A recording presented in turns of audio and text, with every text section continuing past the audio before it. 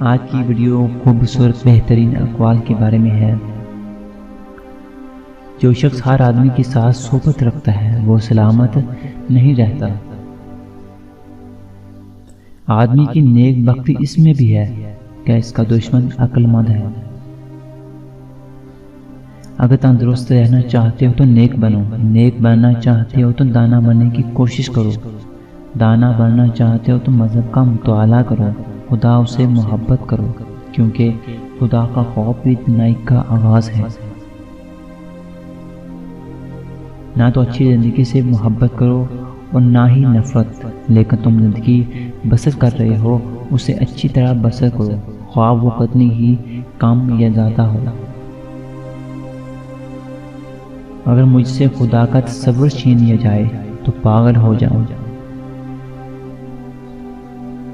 گناہ کا آغاز مکڑی کی تار کی مانند نازک ہوتا ہے، لیکن انجام جہاز کے راستے کی مانند مضبوط اور ناقابل شکست ہوتا ہے۔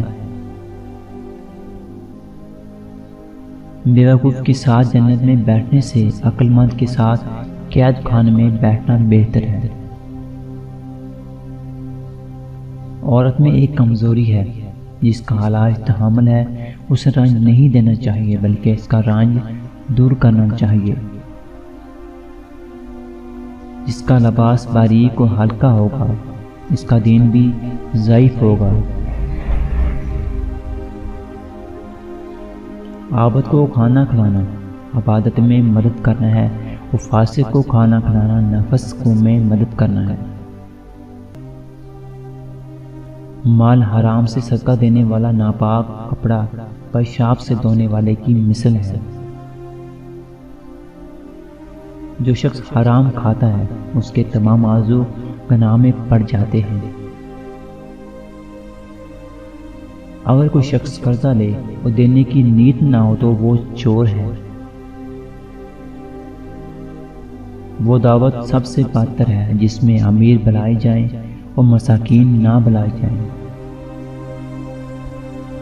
مہمان کے آگے کھانا رکھنے سے پہلے اہل عیال کا حصہ نکال لیا کرو۔ دعوت قبول کرنے میں امیر و غریب کا فرق مت کرو، راہ دور ہونے کی وجہ سے بھی دعوت رد نہ کرو۔ مخلوق سے ایسا معاملہ کرو جو ان سے اپنے حق میں پسند کرتے ہو۔